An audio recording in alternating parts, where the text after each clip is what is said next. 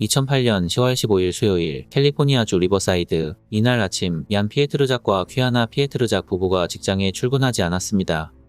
부부의 직장 동료들은 즉시 얀과 퀴아나에게 전화를 걸었으나 이상하게도 둘 다 전화를 받지 않았습니다.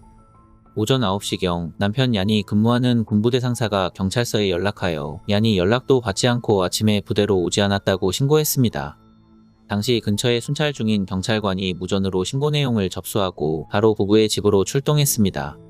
잠시 후 경찰관이 부부의 집에 도착했을 때 경찰은 부부의 집 현관문이 활짝 열려 있는 것을 발견했습니다. 무엇인가 이상함을 느낀 경찰은 총을 뽑아 들고 천천히 현관문 앞으로 걸어가면서 바로 경찰서에 연락하여 지원 요청을 했습니다. 얼마 뒤 지원 병력과 함께 부부의 집 안으로 들어간 경찰은 집안이 도둑이 든 것처럼 아수라장이 되어 있는 것을 확인했습니다. 이상하게도 당시 집안에서 휘발유 냄새가 나고 있었기 때문에 어쩔 수 없이 경찰들은 코를 막고 집 내부를 수색했습니다. 잠시 후 경찰관들이 거실로 들어갔을 때 그들은 바닥에 쓰러져 있는 시신을 발견했습니다. 바닥에 피를 흘리고 쓰러져 있는 사람은 이날 아침 직장에 출근하지 않은 얀과 퀴아나 부부였습니다. 당시 부부는 둘 다 손과 발이 테이프로 묶여 있었고 입에는 재갈이 물린 채 거실 바닥에 누워 있었습니다. 부부는 머리에 총을 맞고 사망한 것으로 보였는데 죽기 직전까지 누군가에게 구타당한 것처럼 보였습니다. 아내 퀴아나는 나체 상태로 발견되었고 그녀의 시신 옆에는 범인들이 그녀를 추행했을 때 사용한 것으로 보이는 성인용품이 놓여 있었습니다. 경찰은 당시 현장 상황으로 보아 퀴아나가 범인들에게 죽기 직전까지 추행당했을 것으로 판단했고 남편 얀은 그 모습을 눈앞에서 지켜보다가 세상을 떠났을 것으로 보았습니다. 경찰은 바로 구급차를 불러 얀과 퀴아나의 시신을 병원으로 이송한 뒤 바로 부검을 의뢰했습니다. 실제로 부검 결과 아내 퀴아나는 정말로 총에 맞고 세상을 떠나기 전까지 몇 시간 동안 범인들에게 추행당한 것으로 드러났습니다. 이후 본격적인 경찰의 조사가 시작되었고 경찰은 당시 부부의 집에 있는 귀중품과 돈이 모두 사라진 것을 확인했습니다. 그리고 당시 범인들은 현장에 남아있는 증거를 없애기 위해 집안 이곳저곳에 휘발유를 뿌려 불을 지르려고 시도한 것으로 보였습니다. 하지만 경찰은 갑자기 범인들이 알 수 없는 이유로 부부의 집에 불을 지르지 못하고 황급히 현장에서 도주했다고 판단했습니다.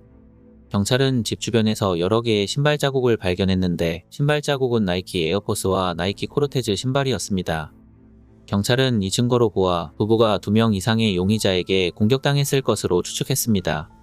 그리고 범인들은 집 내부 벽과 거울에 스프레이를 뿌려 놓았는데 스프레이로 쓴 글의 내용은 인종차별과 관련이 있는 문구였습니다. 처음에 경찰은 부부의 집에 인종차별적인 말이 쓰여 있는 스프레이가 뿌려져 있었기 때문에 부부가 살해된 이유가 인종차별과 관련되어 있을 것으로 보았습니다. 마지막으로 경찰은 용의자들이 아내 퀴아나의 카드를 사용하여 ATM기에서 돈을 인출한 사실을 확인했습니다. 경찰은 즉시 ATM기 근처 CCTV 영상을 모두 수거해 범인의 모습이 찍힌 영상이 있는지 검토했습니다. 곧 경찰은 범인들의 모습이 담긴 CCTV 영상을 확보했는데 영상에 찍힌 범인들은 남편 얀이 근무하는 군부대 근처 ATM기에서 돈을 인출하고 있었습니다. 당시 CCTV에 찍힌 용의자 중 한 명은 파란색 두건을 두르고 메카닉스라는 글자가 적힌 장갑을 끼고 있었습니다. 하지만 안타깝게도 경찰은 영상 말고는 용의자를 특정할 만한 결정적인 증거를 발견하지 못했습니다. 당시 경찰은 범인들이 얀이 근무하는 해병대 부대에서 800m도 채 떨어지지 않은 곳에 있는 ATM기에서 돈을 인출한 사실에 주목했습니다. 경찰은 범인들이 해병대 부대원일 수 있다고 판단하고 해군 범죄수사대에게 연락하여 수사 협조를 부탁했습니다. 경찰의 요청에 해군 범죄수사대는 흔쾌히 수사를 돕기로 했습니다. 해군 범죄수사대는 경찰들과 함께 얀의 동료 해병대원들을 대상으로 조사를 시작했습니다. 얀의 동료들은 그가 살해되기 전에 군에서 보너스로 3만 달러를 받은 사실을 자랑하고 다녔다고 진술했습니다. 심지어 얀은 결혼 선물로 비싼 시계와 보석을 받았고 돈과 귀중품들을 모두 집에 보관하고 있다고 부대 내에서 공개적으로 말하고 다녔다고 합니다. 동료들은 평소에 얀은 이렇게 자신의 모든 것을 이야기하는 친근한 사람이지만 업무를 할 때는 누구보다도 엄격한 군인이었다고 이야기했습니다. 당시 해병대 병장이었던 얀은 자기 부하들을 심할 정도로 엄격하게 대했기 때문에 부대 내에 그의 방식에 불만이 있는 해병대원들이 많이 있었습니다. 그중 얀과 가장 관계가 좋지 못했던 해병대원이 있었는데 그가 바로 해병대 일병 타이론 밀러였습니다. 얀은 일병 타이론에게 감정이 있었는지 그를 너무하다 싶을 정도로 엄격하게 대했고 심지어 종종 그의 머리를 때리기까지 했습니다. 사건 발생 2주 후인 2008년 10월 28일 즉시 수사관들은 타이론 일병을 불러 그를 신문했습니다. 동료들의 진술과 다르게 타이론은 상관인 얀에게 적대감이 전혀 없었다고 말했습니다. 그는 자신은 잘못이 없다고 주장하면서 살인사건이 발생했을 당시 아내와 아이들과 함께 집에 있었다고 이야기했습니다. 그런데 이상하게도 타이론 일병은 조사받는 동안 지은 죄가 있는 사람처럼 매우 긴장한 듯 말을 더듬었고 계속해서 진술을 번복하는 등 수상한 행동을 했습니다. 몇 시간 뒤 조사가 끝나가기 직전에 갑자기 수사관은 타이론 일병에게 퇴근 이후 친구들을 만나러 나갈 때 옷을 어떻게 입고 다니냐고 물어보았습니다. 갑작스러운 수사관의 뜬금없는 질문에 타이론은 당황한 표정을 지으며 후드티와 헐렁한 셔츠 그리고 파란색 두건을 두르고 다닌다고 대답했습니다.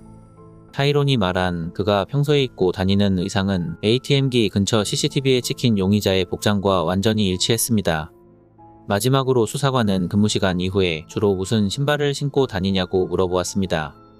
수사관의 말에 타이론은 머리를 긁적이면서 아마도 거의 매일 나이키 에어포스를 신고 다닌다고 대답합니다. 타이론이 신고 다닌다는 나이키 에어포스는 범죄 현장에 남겨진 발자국과 일치하는 신발 브랜드였습니다.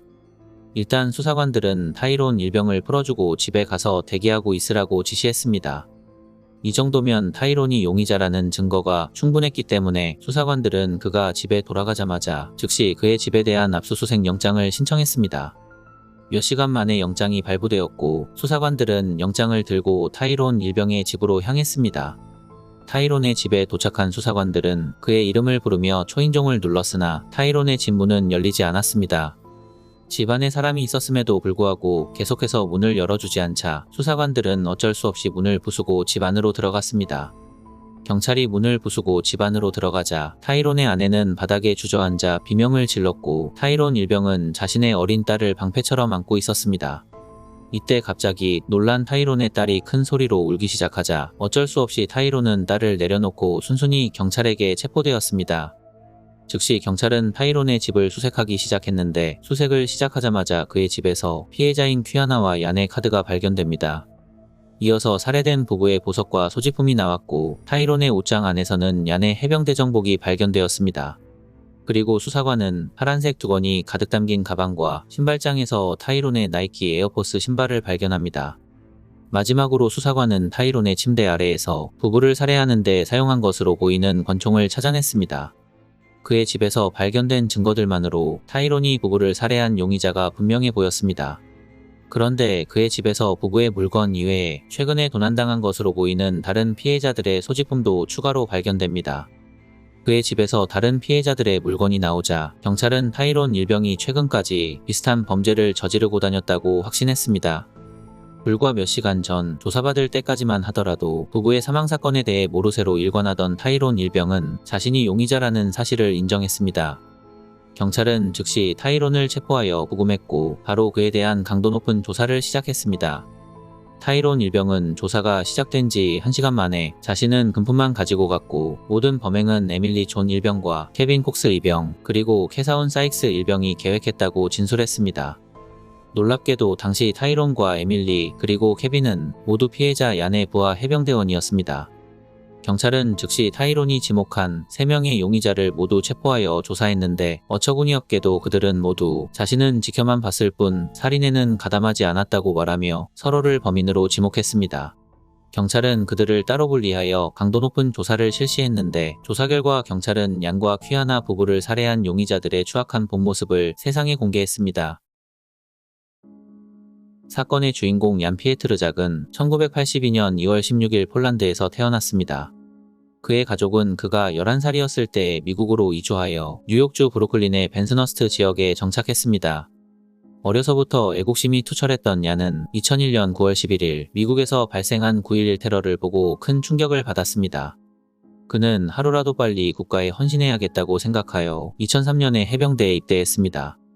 해병대에 입대한 얀은 이라크에 배치되기 전 파티에서 친구들의 소개로 미래의 배우자인 퀴아나를 알게 되었습니다. 퀴아나는 이제 막 대학을 졸업한 새내기 의사였고 그녀는 아픈 아이들을 주로 치료하는 가슴이 따뜻한 여자였습니다. 얀과 퀴아나는 처음 만나자마자 첫눈에 반하게 되었고 곧 그들은 사랑하는 사이로 발전했습니다. 당시 퀴아나는 남자친구 얀이 이라크로 파병 가는 것을 알고 있었습니다. 퀴아나는 애국심이 투철한 그를 정말로 자랑스럽게 생각했으며 이라크로 파병 가는 남자친구 얀을 기꺼이 기다리기로 약속했습니다. 2005년 7월부터 2006년 2월까지 이라크로 파병을 떠난 얀은 이라크에서 헬리콥터 정비공으로 복무했습니다. 1년 뒤 이라크에서 파병을 마치고 돌아온 얀은 미국에서 가장 큰 해병대 기지 중 하나인 펜들턴 부대에 배치받아 이라크에서처럼 헬리콥터 정비공으로 일했습니다. 당시 그는 해병대에서 능력을 인정받아 나이와 근무 시간에 비해 빠르게 승진할 수 있었습니다. 평소에 얀은 누구보다도 가장 먼저 부대로 출근하여 정말로 열심히 생활했고 퇴근 이후엔 여자친구 퀴아나와 행복한 시간을 보냈습니다. 이렇게 얀과 퀴아나는 때려야 뗄 수 없는 사이가 되었기 때문에 드디어 그들은 평생을 함께하기 위해 2008년 8월 8일에 결혼식을 올렸습니다. 퀴아나는 그들의 결혼기념일을 평생 기억하고 싶은 마음에 기억하기 쉬운 날인 2008년 8월 8일로 결혼식 일정을 정했습니다. 부부가 된 얀과 퀴아나는 일부러 둘이 살기에는 조금 큰 집을 신혼집으로 구했습니다. 부부는 사랑하는 만큼 많은 아이를 가질 계획이었고 여유가 된다면 5명 이상 아이를 낳을 계획을 세웠습니다. 당시 연상연하 커플이었던 24세인 얀과 26세인 퀴아나 부부는 행복한 미래를 꿈꾸고 있었는데 안타깝게도 그들은 결혼한 지 불과 67일 만에 차가운 시신으로 발견된 것이었습니다. 2008년 10월 24일 21발의 예포와 함께 얀과 퀴아나 부부의 장례식이 거행되었습니다. 부부는 죽을 때까지 항상 함께할 것이라고 말했기 때문에 얀과 퀴아나의 가족들은 그들을 한 곳에 함께 묻어주기로 했습니다. 경찰의 수사가 시작되었고 곧 경찰은 유력한 용의자 타이론 밀러 일병, 그리고 공범인 에밀리 존 일병과 케빈 콕스 이병, 마지막으로 캐사운 사익스 일병을 체포했습니다. 그들은 처음에 서로에게 범행을 미루며 무죄를 주장했으나 곧 경찰의 강도 높은 조사가 진행되자 서서히 진실을 이야기하기 시작했습니다. 2008년 10월 15일 새벽 부부의 집에 도착한 4명의 해병대원들은 타일론 일병이 가지고 온 파란색 두건을 쓰고 집 안으로 침입하려고 했습니다. 하지만 보안장치 때문에 그들은 집 안으로 침입하는 데 실패했고 어쩔 수 없이 다른 방법을 사용하기로 했습니다. 그들은 바로 막내인 케빈 콕스 이병을 보내어 초인종을 누르게 시켰습니다. 케빈 콕스 이병은 바로 문 앞으로 달려가 초인종을 눌렀고 잠시 후 얀이 문을 열고 나와 무슨 일이냐고 물어보았습니다. 하지만 얀이 말을 마치자마자 기다렸다는 듯 뒤에 숨어있던 3명의 해병대원이 나타나 집 안으로 얀을 밀고 들어갔습니다. 당황한 얀은 소리를 지르며 저항했으나 4명의 해병대원을 상대하기엔 역부족이었습니다. 곧 얀은 4명의 해병대원에게 속수무책으로 제압당했습니다. 이때 아내 퀴아나가 아래층에서 나는 소리를 듣고 내려오자마자 그들은 퀴아나도 바로 제압해버렸습니다. 그들은 얀이 얼마 전 군에서 보너스를 받았다는 사실을 알고 있었고 가장 먼저 그 돈을 훔치기 위해 집안을 뒤져보았으나 아무리 찾아보아도 돈이 나오지 않았습니다. 화가 난 타이론 일병이 돈이 어딨냐고 얀에게 물어보았으나 얀은 아무 말도 하지 않고 그를 노려보았습니다. 화가 난 타이론은 갑자기 퀴아나만 집중적으로 폭행하며 돈이 어디 있는지 알려줄 때까지 그녀를 계속 때리겠다고 소리쳤습니다. 결국 얀은 타이론에게 제발 멈춰달라고 부탁하며 돈은 통장 안에 있다고 말하며 카드 비밀번호를 말해주었습니다. 타이론은 만약 비밀번호가 틀리면 다시 집으로 돌아와 둘 다 죽일 것이라고 소리쳤습니다. 타이론의 말에 얀은 아내와 자신의 이름을 걸고 절대로 잘못된 비밀번호가 아니라고 이야기했고 만약 번호가 잘못되었다면 자신을 죽여도 된다고 말했습니다.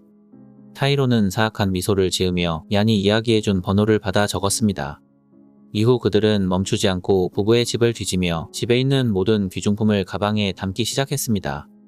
가방이 가득 차자 그들은 문을 열고 밖으로 나갔고 그들의 모습을 본 얀과 퀴아나 부부는 이젠 살았다고 생각하며 안도했습니다.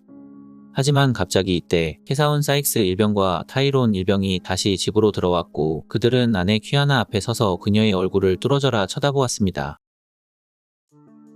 캐사운 사익스 일병과 타이론 일병은 얀이 보는 앞에서 그의 아내 퀴아나를 추행하기 시작했습니다. 재갈이 물린 얀은 고통스러워하며 그들을 노려보았으나 당시 손발이 묶인 얀이 할 수 있는 일은 아무것도 없었습니다. 잠시 후 옆에서 당시 상황을 지켜만 보고 있었던 에밀리 존 일병이 갑자기 총에 소음기를 장착한 뒤 남편 얀을 향해 총을 발사했습니다.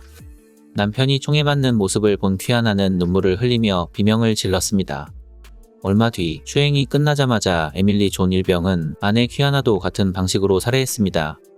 그런 다음 그들은 이 사건이 인종차별 때문에 벌어진 사건으로 위장하기 위해 스프레이를 사용해 벽에 인종차별 관련 글을 적어 놓았습니다. 마지막으로 그들은 자신들의 범행을 은폐하기 위해 집에 불을 지르려고 했습니다. 즉시 그들은 불을 붙이기 위해 집안 곳곳에 휘발유를 뿌리고 있었는데 갑자기 타이론 일병이 너무 시간이 지체되었으니 그냥 가자고 소리쳤습니다. 그들은 침입한 지 90분 만에 부부의 집에서 나왔고 바로 부부의 카드에서 돈을 인출하기 위해 어리석게도 자신들이 복무하고 있는 군부대 앞 ATM기로 향한 것이었습니다. 조사 당시 그들은 이 사건은 단순 강도 사건이었고 평소에 부대에서 인종차별 발언을 서슴지 않고 하던 얀에게 불만이 있던 부대원들이 범행 도중 갑자기 흥분한 나머지 우발적으로 부부를 살해했다고 주장했습니다. 하지만 수사관들은 당시 상사인 얀과 좋지 못한 관계였던 용의자들이 얀을 죽이기 위해 계획한 계획범죄라고 확신했습니다. 당시 수사관들은 용의자들이 이 사건을 인종차별 때문에 발생한 사건으로 몰고 가 감형을 받으려는 꼼수를 부린다고 생각했습니다. 2008년 11월 20일 4명의 용의자는 재판이 시작되기도 전에 해병대에서 불명예 전역을 당했습니다. 조사 결과 4명의 해병대원의 추악한 이중생활이 드러났는데 그들은 낮에는 군인으로 근무하고 밤에는 캘리포니아주 리버사이드 지역 전체를 돌아다니며 이와 같은 범죄를 저지르고 다녔습니다. 그들은 피해자들을 협박해 경찰에 신고하지 못하게 했고 실제로 당시 비슷한 강도 사건으로 경찰서에 접수된 신고는 거의 없었습니다. 하지만 피해자들을 살해한 것은 이번이 처음이었기 때문에 경찰은 이 사건은 원한 관계에 의한 계획 살인이라고 본 것이었습니다. 추가로 경찰은 얀과 퀴아나 부부가 살해되기 전 SNS에 에밀리 존이 작성한 것으로 보이는 글을 발견했습니다. 에밀리는 SNS에 얀의 집에 그가 결혼 선물로 받은 고가의 물건들과 군에서 받은 보너스가 숨겨져 있다고 작성했고 곧 형제들과 함께 얀을 죽여 복수를 하고 그의 집에서 전리품을 챙길 것이라는 글을 올렸습니다. 경찰의 압박에 에밀리와 다른 용의자들은 계획범죄가 맞다고 인정했으나 유일하게 타이론 밀러만 계획범죄가 아니라고 주장하며 살인은 계획이 없었다고 이야기했습니다. 갑자기 타이론은 이 모든 것이 부부를 총으로 살해한 에밀리 존의 독단적인 행동이었다고 주장했습니다. 수사관들은 당시 타이론이 귀중품들뿐만 아니라 얀의 정복을 훔쳐온 것에 주목했습니다. 해병대원에게 정복은 의미 있는 물건이었기 때문에 얀에게 악감정이 있었던 타이론은 그의 정복을 훔쳐 얀의 명예를 실추시키고 싶은 의도가 있었음이 분명해 보였습니다.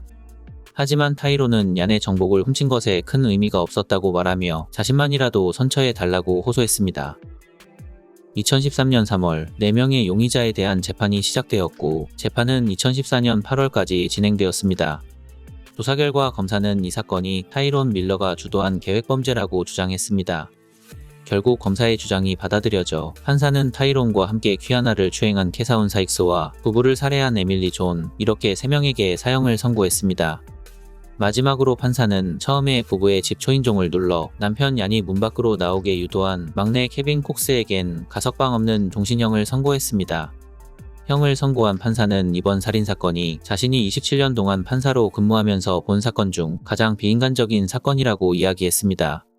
판결 결과가 나오자 일부 단체에서는 당시 용의자들이 얀에게 심한 인종차별을 받아 우발적으로 범행을 저지른 것이라고 주장하며 이번에도 또 흑인에게만 가혹한 판결을 했다고 법원을 비난했습니다.